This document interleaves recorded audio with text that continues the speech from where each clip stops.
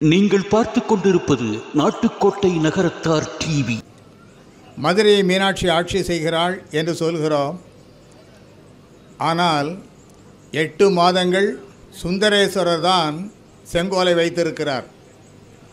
4 மாதங்கள் தான் மீனாட்சி வைத்திருக்கிறாள்.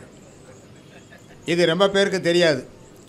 ஏன் 8 மாதம் மீனாட்சி ஆட்சி செய்கிறாள் என்று சொன்னால் மீனாட்சி தானே வைத்திருக்க வேண்டும். ஏன் சுந்தரேஸ்வரர் வைத்திருக்கிறார் என்றால் மாப்பிள்ளைக்கு மரியாதை கொடுக்க வேண்டும் என்பதற்காக 8 மாதங்கள் வைத்திருக்கிறார். இந்த குடும்பத்தில் ஒரு பெரிய தர்மபிரபு பிறந்தார். அவருக்கு பெயர் தர்மபிரபு சொக்கலிங்கம் செட்டியார்.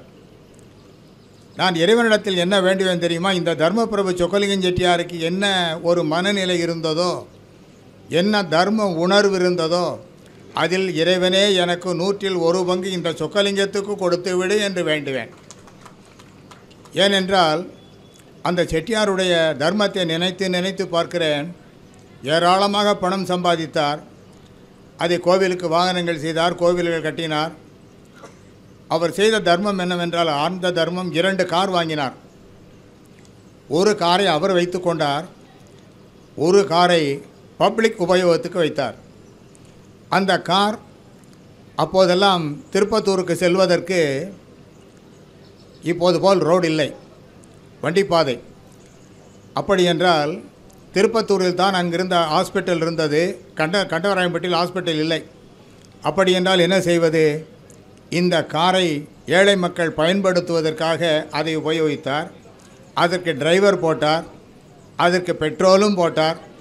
எது காலனா கூட அவரிடம் வாங்காமலேயே அதை பயன்படுத்தினார்கள் மக்கள். சென்னை சென்று தான் சுயமாக சம்பாதிக்க வேண்டும் என்று சென்றார்.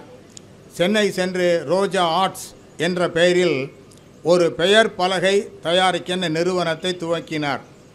அதற்கு வைத்த பெயர் ரோஜா. பின்னால் அவருடைய பெயரிலே இந்த ரோஜா சேர்ந்தது, அதுதான் ரோஜா முத்தையா. அப்போது அவர் என்ன செய்வார்? பல புத்தகங்களிலிருந்து ஓவியங்களை பார்த்து பார்த்து தன்னுடைய ஓவியங்களை தீட்ட முயற்சித்தார். அதில் ஏற்பட்ட ஆசை அவரை மூர் மார்க்கெட்டில் கொண்டு போய் விட்டது. எந்தெந்த இடத்தில் என்னென்ன புத்தகங்கள் கிடைக்குமோ அவர்களை எல்லாம் குவியலாக வாங்கி கொண்டு வந்து சேர்த்தார்.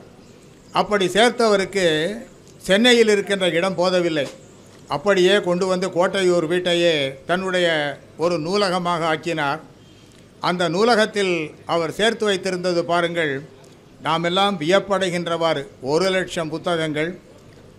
அது கிட்டத்தட்ட ஒரு ஒவ்வொன்றும் பழமொழிகள், 1,50,000 பழமொழிகள், காதல் நூல்கள் 2000 இப்படி எத்தனையோ மருத்துவ நூல்கள் ஆயிரக்கணக்கில்.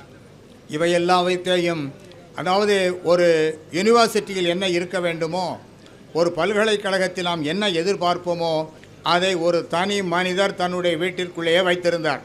வைர நகைகளின் வியாபார சாம்ராஜ்யம் KNC diamonds. Carat and carat, Arimalam Muthu Kannan, Ranganayaki Kannan. ஆன்மீக ஆனந்தம் தரும் சிவம் திருநீர் அணிந்து சிந்தை குளிர்வீர். உங்கள் வாழ்வு சிறக்க சிவம் திருநீர் அணிவீர். ரோஜா வள்ளிக்கண் அவர்கள் பெருமதிப்பிற்குரிய புத்தக காதலர் ரோஜா முத்தையா அவருடைய அன்பு மகள்.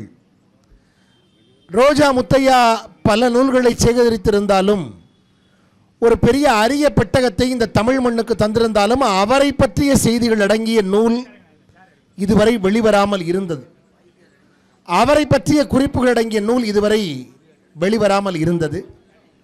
இப்பொழுது அந்த நூல் மிகச் சிறப்பான ஒரு முறையில் ஒரு துவக்கமாக அவரை பற்றிய குறிப்புகள் அடங்கிய ஒரு நூல் அவர்களுக்கு அறிந்த வரையில் ஒரு நூலாக வெளிவந்திருக்கிறது. அந்த நூலை இன்றைய தினம் வெளியிட இருக்கிறார்கள். எனவே இந்த நல்ல நாளில் ஒரு மங்கள நிகழ்வில் ரோஜா வள்ளிக்கண்ணு அவர்கள் தன் தந்தையாருடைய அவர்கள் வாழ்நாள் நடந்த நிகழ்ச்சிகளை எல்லாம் நினைவு குறிப்புகளை சரியாக கொடுத்து VS ராமலிங்கம் என்பவர்களும் இவர்களும் இணைந்து விஜயா பதிப்பகத்தாலே அந்த நூலானது இன்றைக்கு வெளிவருகிறது. இந்த அரிய அற்புதமான இந்த நிகழ்வில் மணமக்களை வாழ்த்தக்கூடிய நிகழ்வும் நூலை வெளியிடக்கூடிய நிகழ்வும் இரண்டும் இணைந்து ஒரு சிறப்பு நிகழ்வாக இந்த வாழ்த்தரங்கம் நடைபெற இருக்கிறது. அதற்கு செட்டிநாட்டின் புகழ்மிக்க மனிதர்கள் இந்த விழா மேடையில் அமர்ந்திருக்கிறார்கள். போற்றுதலுக்குரிய நீதியரசர் பெருந்தகை அவர்கள் நூலை வெளியிட்டு சிறப்புரையும் வாழ்த்துறையும் வழங்கியிருக்கிறார்கள். திருப்பணி செல்வர் சத்குரு சேவாரத்னா என்று போற்றப்படக்கூடிய தான் தொட்ட காரியங்களெல்லாம் விளங்கக்கூடிய துலங்கும் ராசியாக திகழக்கூடிய SLS நாராயணன் செட்டியார் அவர்கள் இங்கே வருகின்றிருக்கிறார்கள். அவர்கள் நகரத்தார் திருமண சடங்கு முறைகள் என்கிற நூலினை பெற்றுக்கொள்ள இருக்கிறார்கள். அதே போல தனவணிகன் என்கிற நூல் VN சிட்டி அவர்களால் சிறப்புற துவங்க பெற்றுள்ள அவருடைய மைந்தன் பெருமதிப்பிற்குரிய BN ஸ்ரீ வள்ளியப்பனன் அவர்கள் புத்தக காதலர் ரோஜா முத்தையா என்கிற நூலினை பெற்றுக்கொள்ள இருக்கிறார்கள்.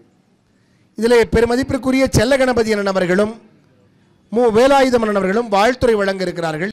எனவே இந்த இனிய நிகழ்வில் எல்லோரும் வந்து அமர்ந்திருந்து மிக அழகாக கேட்கின்ற தருணத்தில் முதலாவதாக இறைவணக்கம், எல்லாம் வல்ல இறைவனை பாடி துவங்குவது என்பது தமிழருடைய மரபு என்பதனால் இந்த இனிமையான நிகழ்வில் இப்பொழுது இறைவணக்கத்தோடு துவங்குகிறோம். மங்களத்து நாயகனே மண்ணாளும் முதல் இறைவா, பொங்குதன வயிற்றோனே பொற்புடைய ரத்தினனே, சங்கரனார் தருமதலாய் சங்கடத்தை சங்கரிக்கும் எங்கள் குல விடி விளக்கே எழில் மணிய கணபதியே, அப்பமுடன் பொறிகடலை அவளுடனே அருங்கதலி, ஒப்பில்லா முதகமும் ஒரு மனதாய் ஒப்புவித்து எப்பொழுதும் வணங்கிடவே எமையாழ வேண்டும் என அப்பனவன் மடியமரும் அருட்கனிய கணபதியே, பிள்ளையாரின் குட்டுடனே பிழை நீக்கும் முக்கியிட்டு எள்ளளவும் சலியாத என் மனத்தை உமக்காக்கி தெள்ளியனாய் தெளிவதற்கே தென் தமிழில் போற்றுகின்றோம். உள்ளிதயம் உள்ளபடி உகந்தளிப்பாய் கணபதியே, இன்றெடுத்த இப்பணியும் இனி தொடரும் எப்பணியும் நன்மணியம் சண்முகனார் தன்னுடனே நீ எழுந்து என் பணியை உன் பணியாய் எடுத்தாண்டு எமை காக்க பொன் வயிற்று கணபதியை போற்றி என போற்றுகின்றோம். மணமகள் வீட்டார் சார்பாக விழாவில் வந்திருக்கும் பெருமக்களை வரவேற்பை நல்குவதற்காக வருகிறார் நம்முடைய அன்பிற்கினிய காசி சித்திரத்தினுடைய மேனாள் நிர்வாகிகள் உருவாக திகழக்கூடிய பிராச்சலை பெருமதிப்பிற்குரிய நான் திரு முத்துக்குமாரன் அவர்கள் இப்பொழுது வரவேற்பு நல்கிறார்கள். அன்பிற்கினிய இந்த அழகு வைரம் அழகு ரோஜா திருமண விழாவிற்கு வருகை தந்திருக்கக்கூடிய நகரத்தார் பெருமக்களே, நகரத்தார் திருமகள் இல்லத்தினுடைய திருமண விழாவிலே கலந்து கொண்டு மணமக்களை வாழ்த்துவதற்கு வருகை தந்திருக்கக்கூடிய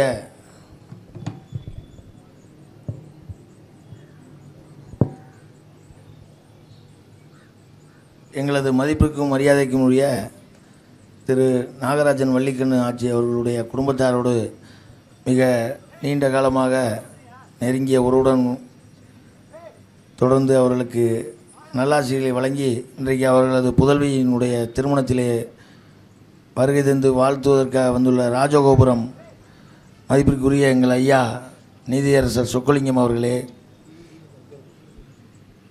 ஐயாவோடு வருகை தந்து இந்த விழாவிலே வாழ்த்துவதற்கு வழங்க வருகை தந்திருக்கக்கூடிய NSS சிவசுப்ரமணியன் செட்டியார் அவர்களே,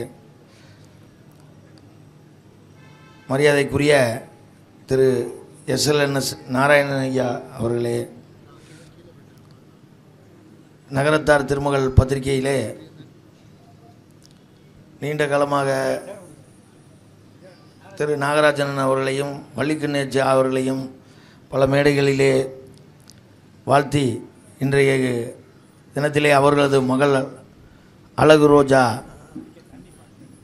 அழகு வைரம் ஆகியோரை வாழ்த்துவதற்காக வருகை தந்திருக்கின்ற நகரத்தார் திருமகள் குடும்பத்தாரோடு நீண்ட நெடுங்காலமாக நல்லுறவு பேணி வரும் நகரத்தார்களின் அர்ப்பணி நாயகர் அன்பிற்குரிய எங்கள் அண்ணன் VN சிட்டி வள்ளியப்பனன் அவர்களே, வாழ்த்துறை வழங்குவதற்காக வருகை தந்திருக்கக்கூடிய கண்டனூர் தந்த ஒரு பல மேடைகளிலே திரு நாகராஜன் அவர்களுடைய மனைவி வள்ளிக்கண்ணு ஆட்சியோடு மேடைகளை பகிர்ந்து கொண்டு இன்றைக்கு அவர்களது மகள் திருமணத்திற்கு வாழ்த்துவதற்காக வருகின்றிருக்கிற அன்புக்குரிய கோவைவால் எங்கள் அண்ணன் செல்லகணபதி அண்ணன் அவர்கள், குழந்தை கவிஞர் செல்லகணபதி அண்ணன் அவர்களே, அவர்களோடு வருகை தந்திருக்கின்ற இந்த நகரத்தார் திருமகள் குடும்பத்துடன் நெருங்கிய உறவுள்ள விஜயா பதிப்பகத்தினுடைய பதிப்பாளர் அன்புக்குரிய வேலாயுதமன்னன் அவர்களே, 2023-26 பருவத்திலே காசி சத்திரத்திலே மிகச் சிறப்பாக ஒரு பணிகளை இப்போது நடத்தி வரக்கூடிய நிர்வாக குழுவின் சார்பாக மணமக்களை வாழ்த்துவதற்கு வருகை தந்திருக்கின்ற அன்பிற்குரிய சகோதரர் காசி சத்திரத்தினுடைய துணைத் தலைவர் திரு கிர்லோ வீரப்பண்ணன் அவர்களே, போற்றுதலுக்கும் மதிப்புக்கும் உரிய அப்பச்சி சபாபதி அவர்களே, எங்களது நகரத்தார் திருமகள் பத்திரிகையினுடைய குடும்பத்தார் இல்லத்தில் நடைபெறும் திருமண விழாவிற்கு வருகை தந்திருக்கின்ற இன்று புதிதாய் பூத்துள்ள கண்டவராயம்பட்டி உறவுகளே, சம்பந்தபுரமே, ஆட்சிமார்களே, அன்பிற்குரிய சகோதரர் சேதுராமன் குமரப்பன் ஐயா அவர்களே, உங்கள் அனைவரையும் அன்போடு வருக வருகென வரவேற்க மிகவும் மகிழ்ச்சி அடைகிறோம்.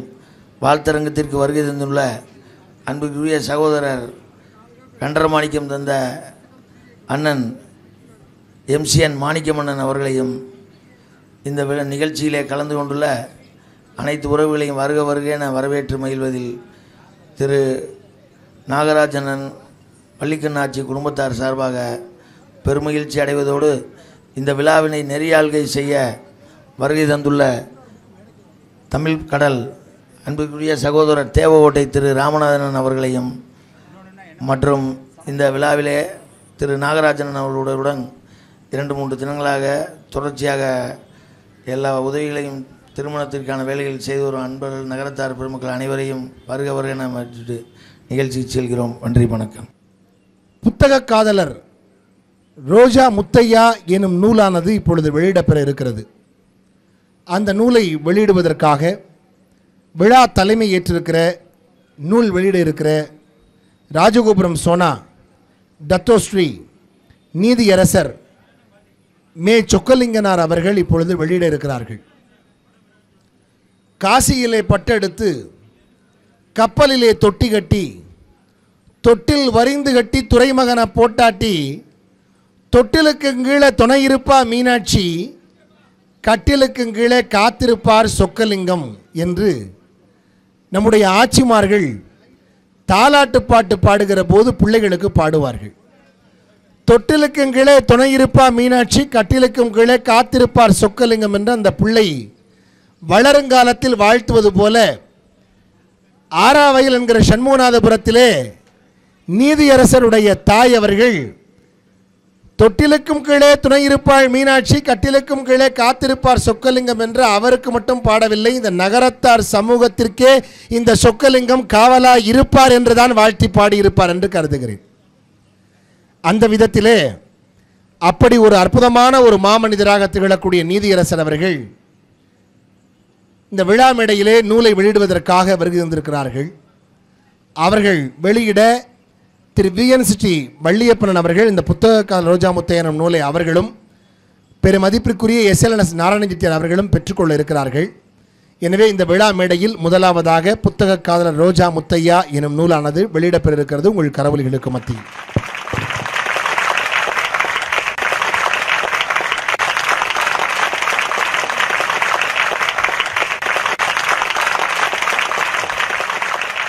தற்போது நூலை வெளியிட்டு சிறப்பித்திருக்கின்ற நீதியரசர் பெருந்தகை அவர்கள் இப்பொழுது வெளியிட்டு வாழ்த்துரை வழங்க இருக்கிறார்கள். அவர்களை அன்போடு மேடைக்கு அழைக்கிறேன். நீண்ட காலமாக தொடர்புள்ள 2 குடும்பங்களிலிருந்து இன்று ஒரு திருமணம் நடைபெற்றிருக்கிறது. அழகு வைரம் அழகு ரோஜாவை திருமணம் செய்து கொண்டார். இந்த திருமண விழாவில் புத்தக காதலர் ரோஜா முத்தையா அவர்கள் பற்றிய அனைத்து குறிப்பையும் அடங்கிய ஒரு அழகியான நூல் ஒன்றை வெளியிடுகின்ற வாய்ப்பையும் வாழ்த்துகின்ற வாய்ப்பையும் கொடுத்ததற்கு 2 குடும்பத்தார்களுக்கும் முதலில் என்னுடைய வணக்கங்கள். மேடையில் அமர்ந்திருக்கின்ற என் மரியாதைக்கும் மதிப்பிற்கும் உரிய SLNS நாராயணன் செட்டியார் அவர்களே, குழந்தை கவிஞர் செல்லகணபதியண்ணன் அவர்களே, என் மரியாதைக்குரிய பெரியவர் SNS சிவசுப்பிரமணியன் செட்டியார் அவர்களே, என்னுடைய அருமை தம்பி PN செட்டி வள்ளியப்பன் அவர்களே, இந்த விழாவை தொகுத்து கொண்டு வணங்கி கொண்டிருக்கின்ற அன்பு தம்பி ராமநாதன் அவர்களே, முன்னால் வீட்டிருக்கின்ற பெரியவர்களே, சார்ந்தோர்களே, உங்கள் அனைவருக்கும் என்னுடைய சிறந்தாழ்ந்த வணக்கங்கள். இந்த விழாவில் கலந்து கொள்வதில் நான் பல்லாற்றான மகிழ்ச்சி அடைகிறேன். ஏனென்றால் இந்த வாழ்த்தரங்கம் ஒரு புத்தகம் மட்டும் வெளிவிடுவதல்ல, ஒரு மாமனிதர் எப்படி வாழ்ந்தார் என்பதை விளக்குகின்ற ஒரு நூலை வெளியிடுகின்ற அமைப்பாகவும் அமைந்திருக்கிறது. இந்த விழாவில் வந்திருக்கின்ற பெரியோர்கள், புத்தகத்தை பெற்றுக்கொண்டிருக்கின்றவர்கள் எல்லாம் அதற்கு தகுதிசால் படைத்தவர்கள். வள்ளிக்கண்ணு நேமங்கோவிலில் பிறந்தவர். ஆகவே நேமங்கோயிலார் அவருடைய குடும்பத்தை சார்ந்தவர் போல் ஒருவர் அந்த புத்தகத்தை பெற்றுக்கொண்டால் சிறப்பு. ஆகவே தான் அன்பு தம்பி VN செட்டி வள்ளியப்பன் அவர்கள் பெற்றுக்கொண்டார்கள். அது அவருடைய பிறந்தகத்தில் பெற்றது போல். அடுத்து இன்னொன்றை ஒக்கூர் பிரிவைச் சேர்ந்த SLNS நாராயணன் செட்டியார் பெற்றுக்கொண்டார். ஏனென்றால் நகரத்தார்களிலே முதல் மரியாதை ஒக்கூர் வகுப்புக்கு. ஆகவே அவர் பெற்றுக்கொண்டார். இவர்கள் இருவரும் என்னிடம் பெற்றுக்கொண்டார்கள் என்பதுதான் எனக்கு கிடைத்த ஒரு பெரிய கொடுப்பினை, பேறு. இந்த திருமண மண்டபம் மிக சிறியதாக இருக்கிறதே. வள்ளிக்கண்ணுவினுடைய கொழுந்தனார் வீட்டு கல்யாணத்திற்கு முன்பு நான் இங்கு வந்திருக்கிறேன். வள்ளிக்கண்ணுவை கேட்டேன், இவ்வளவு சிறிய மண்டபத்தில் இரு தரப்பிலும் அதிகமான கூட்டம் வரும் என்பது எனக்கு தெரியும். இப்படி ஒரு சின்ன கல்யாண மண்டபத்தை பிடித்திருந்தால் இது எப்படி இதை நடத்துவது என்று கேட்டேன். அதற்கு வள்ளிக்கண்ணு சொன்ன பதில், என்னுடைய மாமனார் ஆசை எங்கள் வீட்டு திருமணங்களை இங்கு தான் நடத்த வேண்டும் என்று சொல்லியிருக்கிறார் என்று சொன்னார். எனக்கு ஒன்று நினைவுக்கு வந்தது. உயர்நீதிமன்றத்திலேயே மிக சிறிய அளவுள்ள கோர்ட், சைஸில் ரொம்ப சின்ன கோர்ட்டு 7ஆம் நம்பர் கோர்ட்டு. நான் எப்போதும் 7ஆம் நம்பர் கோர்ட்டில் தான் இருந்து அதிகமான நாட்கள் என்னுடைய சிங்கிள் ஜட்ஜாக இருப்பது போல் இருப்பேன். அப்போது ஒரு மூத்த வழக்கறிஞர் கேட்டார், இத்தனை கூட்டம் கோர்ட்டில் நிற்கிறதே, நீங்கள் 7ஆம் நம்பர் கோர்ட்டை ஏன் தேர்ந்தெடுத்து சின்ன கோர்ட்டாக இருக்கிறதே என்று சொன்னார். நான் சொன்னேன், கோர்ட்டு சிறிதா பெரிதா என்பது முக்கியமில்லை, அங்கிருந்து வருகிற நீதிதான் முக்கியம் என்று சொன்னேன். அதைப்போல இங்கு கல்யாண மண்டபம் பெரிதா சிறிதா என்பதல்ல, இங்கு வந்திருந்த அத்தனை மக்களும் அவர்கள் வீட்டு திருமணம் போல் மகிழ்ச்சியாக இருந்தார்கள். இதுதான் வாழ்த்து. கல்யாணத்துக்கு இப்போது மேடையில் இருப்பவர்கள் வாழ்த்துகிறார்கள் என்பதில்லை, இங்கு வந்த அனைவருமே சந்தோஷமாக இருந்தார்கள். அதுதான் வாழ்த்து. இந்த வாழ்த்தை பெற்றவர்கள் இருவர். பிறருக்கு ரொம்ப பேருக்கு தெரியாத ஒரு விஷயம், மதுரையை மீனாட்சி ஆட்சி செய்கிறாள் என்று சொல்கிறோம். ஆனால் 8 மாதங்கள் சுந்தரேஸ்வரர் தான் செங்கோலை வைத்திருக்கிறார். 4 மாதங்கள் தான் மீனாட்சி வைத்திருக்கிறாள். இது ரொம்ப பேருக்கு தெரியாது. ஏன் 8 மாதம் மீனாட்சி ஆட்சி செய்கிறாள் என்று சொன்னால் மீனாட்சி தானே வைத்திருக்க வேண்டும். ஏன் சுந்தரேஸ்வரர் வைத்திருக்கிறார் என்றால் மாப்பிள்ளைக்கு மரியாதை கொடுக்க வேண்டும் என்பதற்காக 8 மாதங்கள் வைத்திருக்கிறார். ஆகவே இந்த புத்தகத்தை பற்றி சொல்வதற்கு முன்பு, இந்த புத்தகத்தில் இருக்கின்ற நாயகனை பற்றி சொல்வதற்கு முன்பு, இந்த 2 குடும்பங்களை பற்றி 2 வார்த்தைகள் உங்களுக்கு சொல்ல வேண்டும். இந்த முதலில் மாப்பிள்ளையிலிருந்து ஆரம்பித்தால், ஏனென்றால் 8 மாதங்கள் மாப்பிள்ளை தானே கையிலே செங்கோலை வைத்திருக்கிறார். ஆகவே மாப்பிள்ளையிலிருந்து ஆரம்பிக்கலாம். கண்டவராயம்பட்டியில் பேனா சீனா நாவண்ணா என்ற ஒரு பெரிய தர்ம குடும்பம். அந்த குடும்பத்தின் வழித்தோன்றல்கள் 4 ஐயாக்கள். அந்த 4 ஐயாக்களில் ஒரு பிரிவை சேர்ந்தவர்தான் NSS சிவசுப்பிரமணியன் செட்டியார் அவர்கள். இன்னொரு பிரிவை சேர்ந்தவர் பேராசிரியர் முனைவர் குமரப்பன் அவர்கள். அங்கு இந்த குடும்பம் தர்ம குடும்பம் என்று சொன்னேன். இவர்களுக்கு அந்த ஊரில் ஒரு தண்டாயுதபாணி கோவில் இருக்கிறது. கிட்டத்தட்ட 100 ஆண்டுக்கு மேற்பட்ட கோவில். இன்றும் அதன் பராமரிப்பு ஒன்றே போல் அன்று வரை இன்று வரை சரியாக நடந்து கொண்டிருக்கிறது. பலமுறை கும்பாபிஷேகமாகிவிட்டது. இப்போது அடுத்த கும்பாபிஷேகம் மார்ச் மாதம் 10ஆம் தேதிக்கு ஷெட்யூல் ஆகியிருக்கிறது. இந்த குடும்பத்தில் ஒரு பெரிய தர்மபிரபு பிறந்தார். அவருக்கு பெயர் தர்மபிரபு சொக்கலிங்கம் செட்டியார்.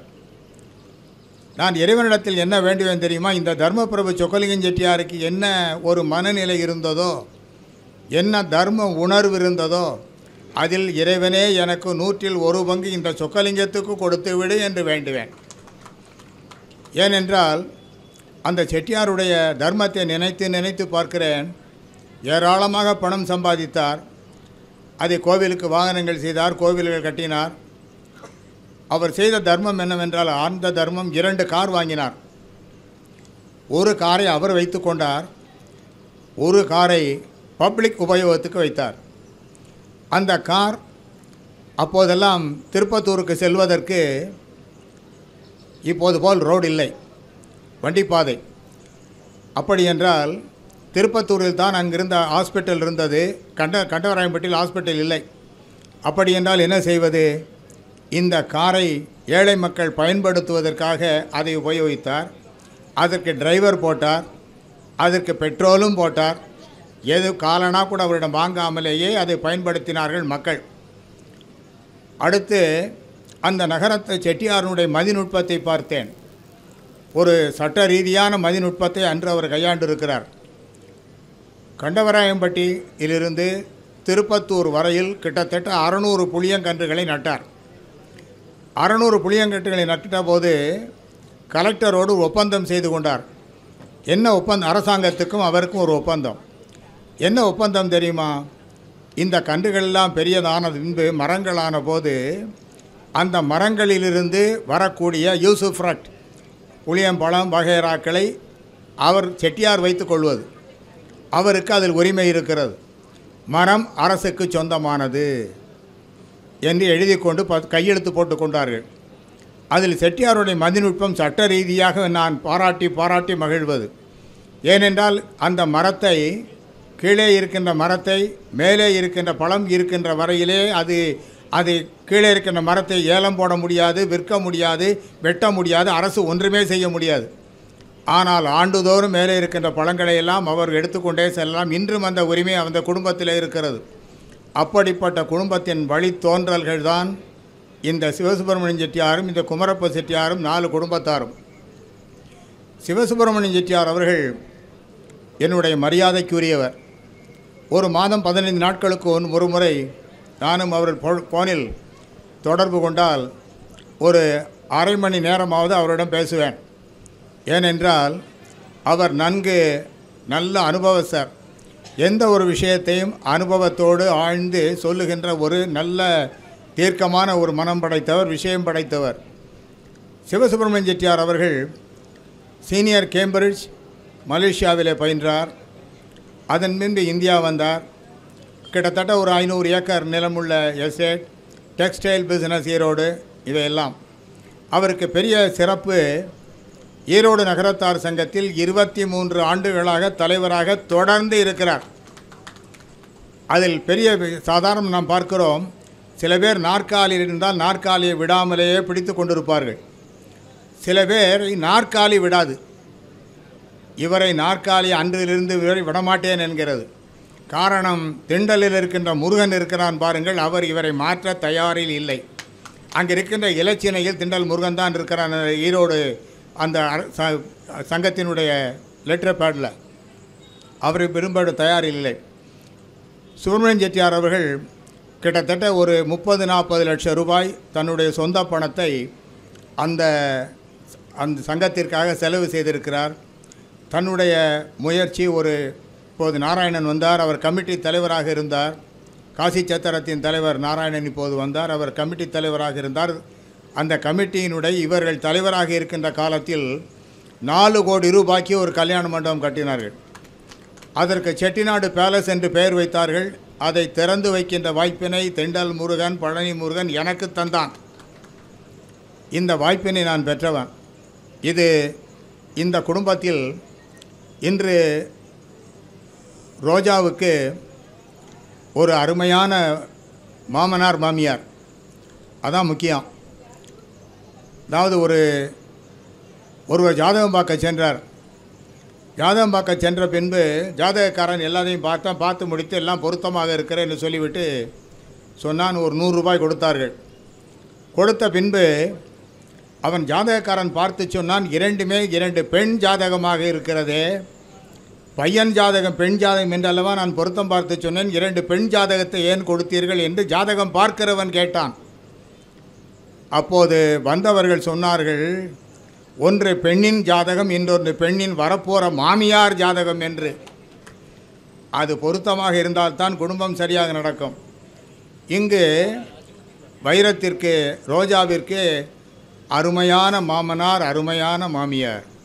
ஏனென்றால் எனக்கு அவர்களை பர்சனலாக தெரியும். மாமியார் பெரிய குடும்பத்தில், ராயபுரத்திலே பானாவன குடும்பத்தில் பிறந்தவர். மாமனார் ராமபிரான் மாதிரி. ராமபிரானுக்கு ஒரு பெரிய சிறப்பு என்ன தெரியுமா? ராமனை காட்டுக்கு போக வேண்டும் என்று தசரதன் சொன்னான் என்று கோசலை சொல்லவில்லை, கைகேயி சொன்னாள். கைகேயி மாற்றாந்தாய். ஆனால் ராமன் அதை அப்படியே எடுத்துக்கொண்டான். எந்த ராமாயணத்தில் நீங்கள் பார்த்தாலும் தசரதனிடத்திலே ராமன் சென்று நான் கானகம் செல்ல வேண்டுமா என்று கேட்கவில்லை. அந்த விஷயங்களை அவன் வெரிஃபை பண்ணலை. டைரக்டாக அந்த வார்த்தையை எடுத்துக்கொண்டான். அதிலிருந்து என்ன தெரிகிறது என்றால், ஒரு தகப்பனார் எண்ணுவதை, நினைப்பதை, ஆசைப்படுவதை செய்பவன் தான் பையன், அவன்தான் மகன்.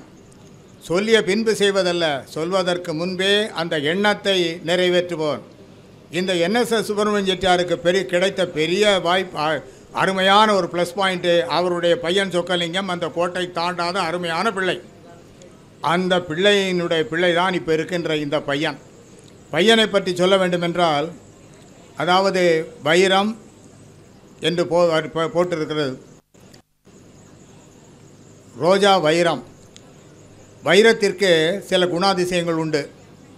வைரம் போல் வரம், வைரமான மரம்.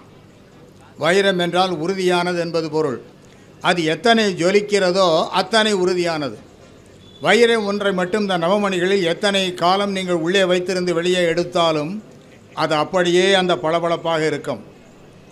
அந்த பையனை பற்றி நான் தெரிந்து கொண்டது என்னன்னு தெரியுமா?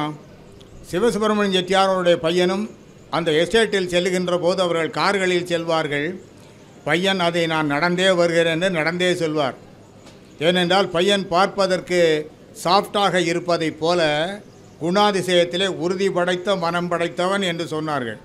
அதுதான் ஒரு ஆணுக்கு வேண்டும். ஒரு அருமையான பையனை இன்று ரோஜா திருமணம் செய்து கொண்டிருக்கிறாள். ரோஜாவின் குணம் என்ன தெரியுமா? ரோஜா ஒரு அருமையாக வள்ளிக்கண்ணால் வளர்க்கப்பட்ட பிள்ளை. வள்ளிக்கண்ணதற்காக காத்திருந்தாள். மாப்பிள்ளை, நல்ல மாப்பிள்ளை வந்துவிட வேண்டுமே என்று காத்திருந்ததற்கு இன்று அருமையான பையனிடம் வள்ளிக்கண்ணு தன்னுடைய மகளை கல்யாணம் செய்து கொடுத்திருக்கிறார். ஆகவே ஒரு அருமையான திருமணம். இந்த விழாவில் வாழ்த்துகின்ற வாய்ப்பினை எல்லாரோடும் நானும் பெற்றேன். அவர்கள் எல்லா வளங்களையும் பெறுவதற்கு இறைவன் என்றுமே துணை இருப்பான்.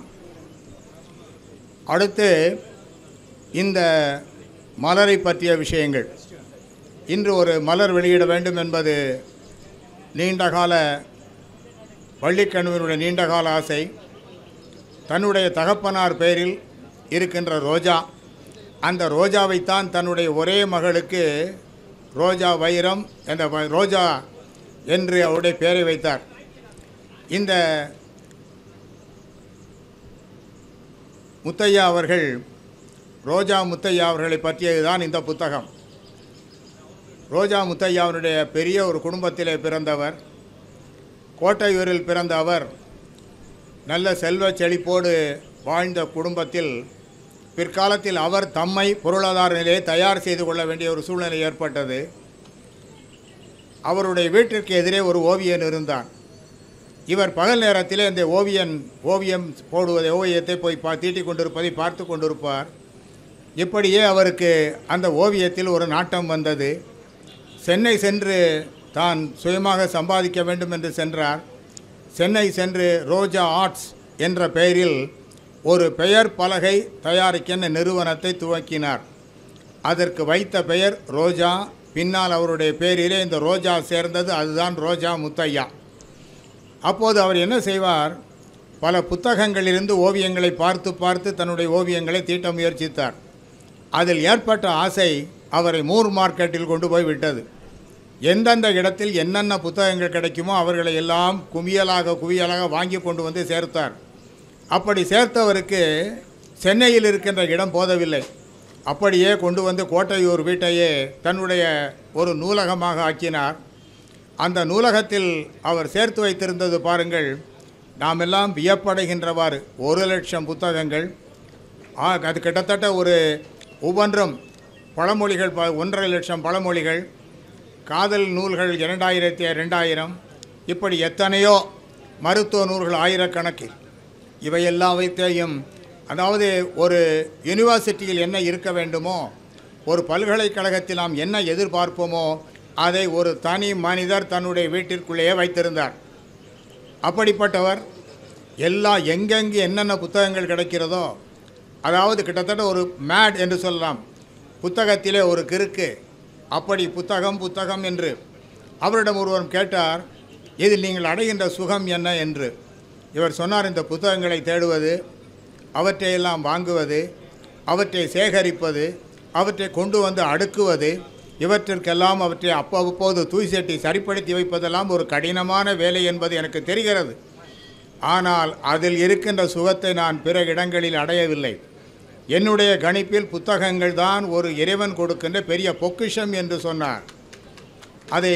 அவர் இதை செய்த விதமாக அதாவது அவர் நூற்களஞ்சியத்தை வீட்டிலே சேர்த்தார். அவர் அதன் மூலம் ஒரு அறிவு களஞ்சியமானார். அவர் அதாவது ஒரு கம்ப்யூட்டர் என்ன செய்யுமோ அதை ரோஜா அவருடைய குணாதிசயங்களை கேட்கின்ற போது வியப்பாக இருக்கிறது. கம்ப்யூட்டர் என்ன செய்யுமோ அதை ஒரு செகண்டில் செய்வார். அதை பார்க்கின்ற போது, அதாவது யாராவது வந்து என்ன கேட்டாலும், என்ன புத்தகம் என்ன வேண்டுமோ, குறிப்புகள் என்ன வேண்டுமோ ஒரு செகண்டில் எடுத்து கொடுப்பாராம். லட்சக்கணக்கான புத்தகங்கள் வைத்து என்ன விஷயத்தில் கேட்டாலும், மருத்துவம் கேட்டாலும், சட்ட விஷயங்கள் கேட்டாலும், என்னென்ன கேட்கிறோமோ அத்தனையும் அவர் எடுத்து ஒரு செகண்டில் எடுத்து கொடுப்பார். அவருடைய குணாதிசயத்தை பற்றி சொல்கின்ற போது, ஒரு தீர்க்கமான மனம் படைத்த மனிதர், பொய்யே பேசாத மனிதர். தன்னுடைய வருவாய்க்காக எந்த காலகட்டத்திலும் இந்த ரோஜா முத்தையா அவர்கள் பொய் பேசியதே இல்லை. நேரடியாக, அதாவது ஒரு ஸ்ட்ரைட் ஃபார்வர்ட் மேன், எதையுமே ஒரு சவாலாக எடுத்துக்கொண்டு சாதிக்கின்ற மனம் படைத்த மனிதராக இருந்திருக்கிறார்.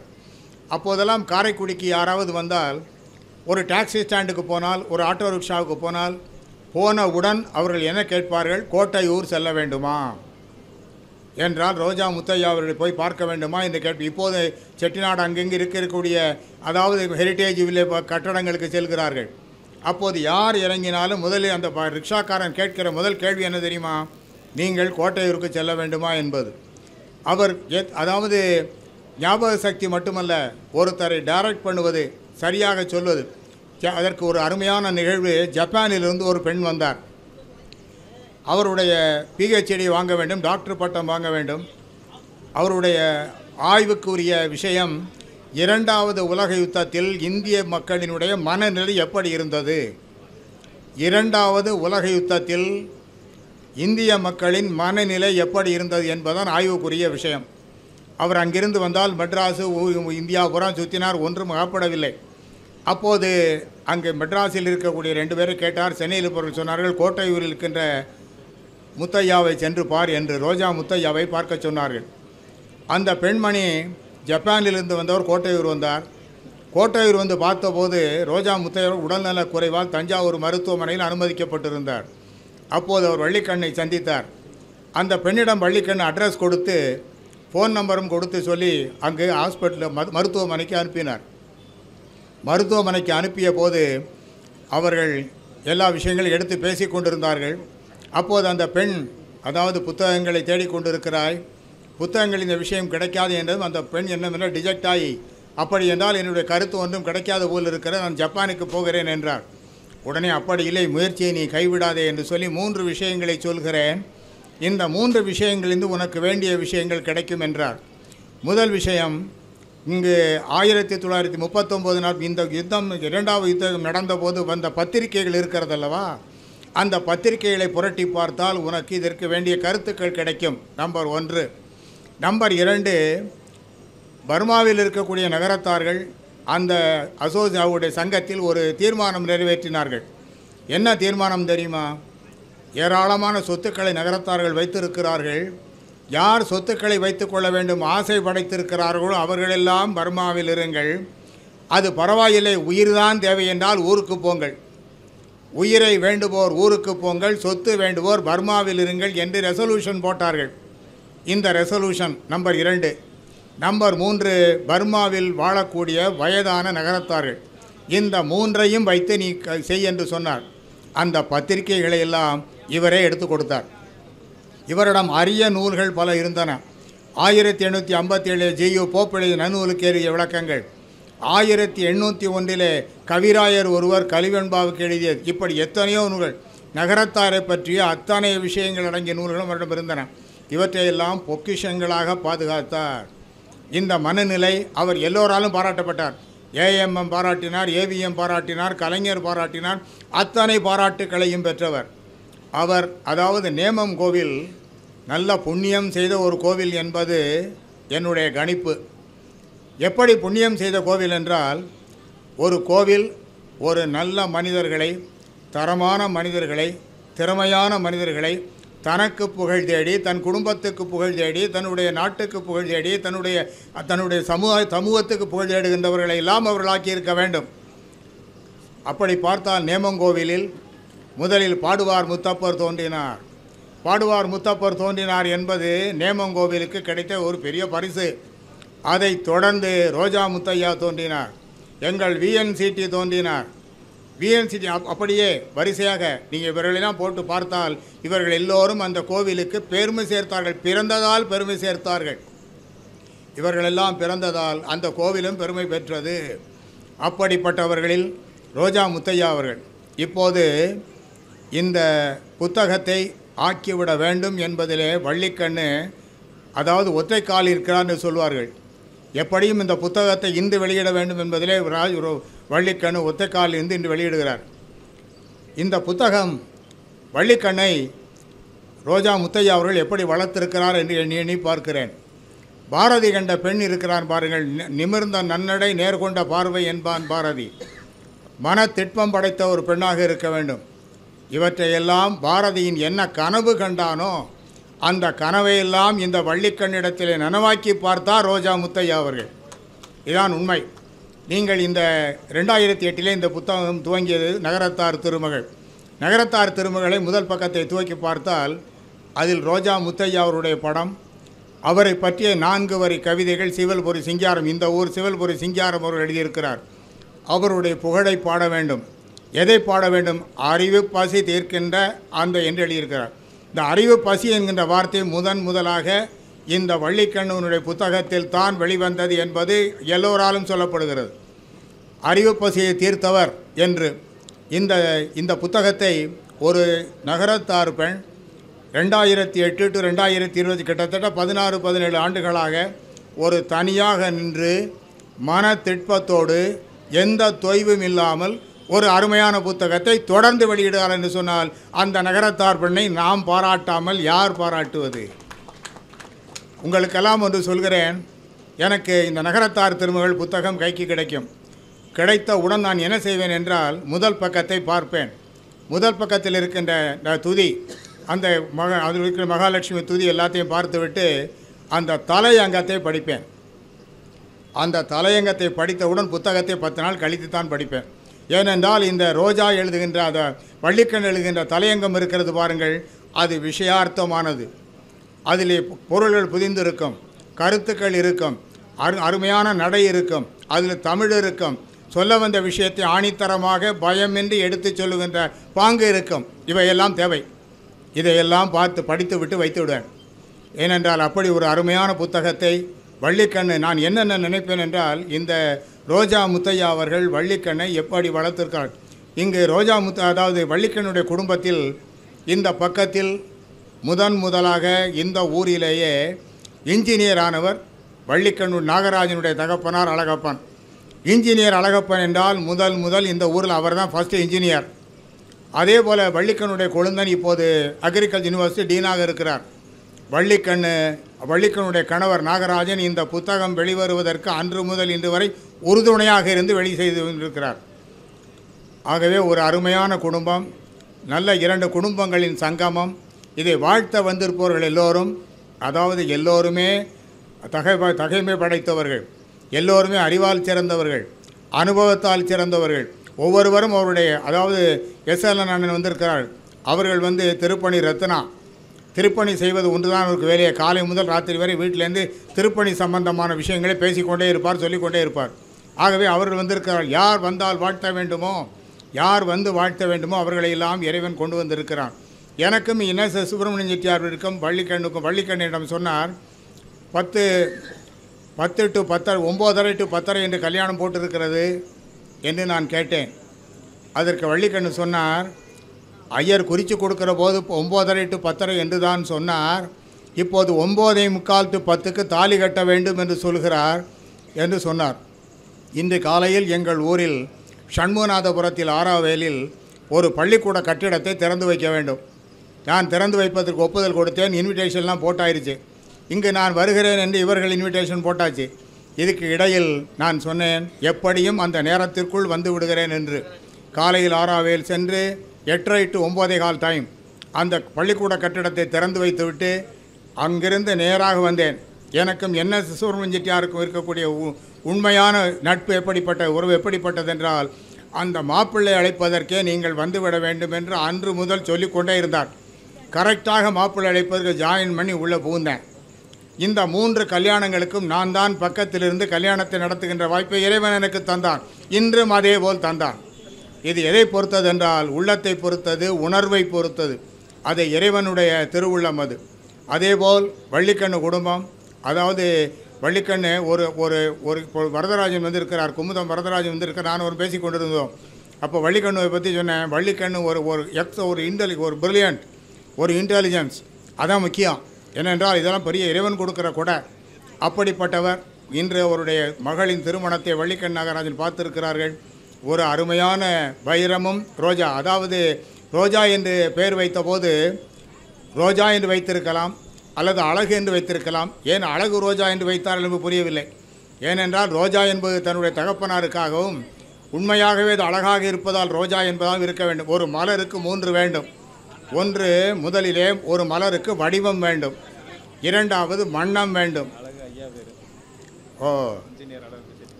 ஒன்று மலருக்கு வடிவம் வேண்டும், இரண்டாவது வண்ணம் வேண்டும், மூன்றாவது வாடை வேண்டும், வாசனை வேண்டும். வானா வாவண்ணா, இது 3 இருந்தால்தான் மலர் எடுபடும். அப்போது தான் அந்த தேனீக்களை ஈர்க்க முடியும். தேனீக்கு என்ன வேண்டும்? தேன் வேண்டும். ஏன் தேனீக்கு தேனை மலர் கொடுக்க வேண்டும்? அப்படி என்றால் தான் மகரந்த சேர்க்கை ஏற்படும். மலரிலே தேன் அமர்ந்தால், தேனீ அமர்ந்தால்தான் அந்த தேனை எடுக்க முடிந்தால்தான் அதற்கு மகரந்த சேர்க்கை கிடைக்கிறது. ஆகவே தான் இந்த 3மே ஒரு மலருக்கு வேண்டும். ரோஜா அழகை ஏன் சேர்த்தார்கள் என்பதற்கு இப்போதான் சொன்னேன். ரோஜா வள்ளிக்கண்ணு ஒரு பிரில்லியன்ட் என்று பின்னாடி இருந்து ஆன்சர் வருகிறது. அழகு என்பது அழகப்பன் ஐயாவின் பெயரை அழகு என்று போட்டு ரோஜா அழகு என்பதற்காக சேர்த்து உள்ளபடியே ரோஜா அழகு. அதாவது இந்த நான் சொன்னேன், இந்த பையன் இந்த பெண்ணை திருமணம் செய்து கொள்வதற்கு, ஒரு அழகான பெண்ணை திருமணத்திற்கு கொடுத்து வைத்திருக்கிறான் என்று. அதேபோல் இந்த குடும்பத்தில் நல்ல ஒரு பையனுக்கு திருமணம் செய்து கொள்வதற்கு அந்த குடும்பமும் கொடுத்து வைத்திருக்கிறது. ஒரு திருமணத்தில் இந்த பெயர் வைத்ததை பற்றி சொன்னார்கள். ஒரு வீட்டில் ஒரு குழந்தை பிறந்தது. பிறந்தபோது அவர் பெயர் வைக்க வேண்டும். கணவர் சொன்னார், நான் வைஷ்ணவ சம்பிரதாயம் என்று அதுக்கு அது வைக்கணும்னு. மனைவி சொன்னால் இல்லை சைவ சம்பிரதாயம் படி வைக்கணும். மனைவி சொன்னார், 2 பேருக்கும் தகராறு வந்தது. அப்போ ரோடு வழியாக போய்கிட்டு இருந்த ஃப்ரெண்டை உள்ளே கூப்பிட்டாங்க. பேர் வைக்கணும், என்ன வைக்கணும்? சிவராமகிருஷ்ணன் பேர் வைனாங்க. காலையில் சிவராமகிருஷ்ணன் பேர் வச்சாச்சு, முடிஞ்சது. நைட்டு 2 பேர் உட்காருக்க போது கணவன் கேட்டான், சிவராமகிருஷ்ணன் கிருஷ்ணன் எனக்காக வைத்தான், சிவன் உனக்காக வைத்தான், ராமன் எங்கிருந்து வந்தான்னு. மறுநாள் அது வெளியே போன கூப்பிட்டு கேட்டாங்க, ராமன் ஏன் வச்சான்னு. அவர் சொன்னேன், என் பேர் ராமநாதன், உனக்காக கிருஷ்ணன் வச்சு உன் மனைவிக்காக சிவன் வச்சு என் பேரை ஷார்ட் ஆக்கி ராமநாதன் சேர்த்தேன் சிவராமகிருஷ்ணன். அதுபோல் வைக்காமல் ரோஜா என்பது அழகிற்காக வைத்து, அதாவது ரோஜா மென்மையானது, அழகு மட்டுமல்ல, நீங்கள் மலர்னு சொன்ன முதல்ல ரோஜா தான் கண்ணுக்குள்ள நிற்கும். மென்மையானது, அருமையான குணம் படைத்தவள் ரோஜா. அழகாக இருப்பதால் அழகை சேர்த்தார்கள் என்றால் அவருடைய ஐயா பேரையும் சேர்த்தார்கள். ஒரு அருமையான திருமணம், ஒரு நல்ல புத்தகம் வெளியீடு, வாழ்த்த எல்லோரும் இருக்கிறார்கள். உங்களோடு நானும் சேர்ந்து அவர்களை செவிமடுக்க வேண்டும் என்று சொல்லி இவர்கள் எல்லாம் பல்லாண்டு பல்லாண்டு வாழ்ந்து 1000 வாழ்ந்து அனைத்தையும் அவர்கள் இறைவன் அவர்களுக்கு வரவே கொடுக்க வேண்டும் என்று வேண்டி விரும்பி அவனுடைய பொற்பாதங்களை ஏறுபுகழ் சொக்கனோடு ஏறுமுகில் மீனாள் ஏந்தி விளையாட வரும் சாந்தமதியானாள் 100 மல சூடி வரும் கார்கூழலி வண்ணம் நுதலில் ஒரு குங்குமமும் இளைய வரும் சின்னம் ஊறுபடு மாற வரும் ஓடி வரும் போது உற்றதுணை நான் என உரைக்கும் ஒரு வாது 6 படை வீடு வரும் மைந்தனது அன்னை ஆண்டு வர காணுகிறோம் மாமதுரை மண்ணை அங்கையற்கண் செங்கமல சங்கொலி முழங்க பங்கையங்கள் கூம்பியவள் பாதமும் வணங்க தங்கமணி சுந்தரனின் தோளவளை தாங்க பங்கு கொடும் பான்மையினை பார்த்தவர்கள் எங்க கூடலனும் மாமதுரை கூடி வருவோம் கோவிலில் விழுந்து எழுந்து கோடி வருவோம். நன்றி, வணக்கம். நம்முடைய நீதியரசர் பெருந்தகை அவர்களுக்கு நாகராஜன் அவர்கள் இப்பொழுது பொன்துயில் அணிவித்து சிறப்பு சேர்க்கிறார்கள். அரங்கு நிறைந்த கரவொலிக்கு மத்தியில் நீதியரசர் என் சொக்கலிங்கன் அவர்களுக்கு இப்பொழுது பொன்னடை நீக்கப்படுகிறது. 2 பேரும் சேர்த்து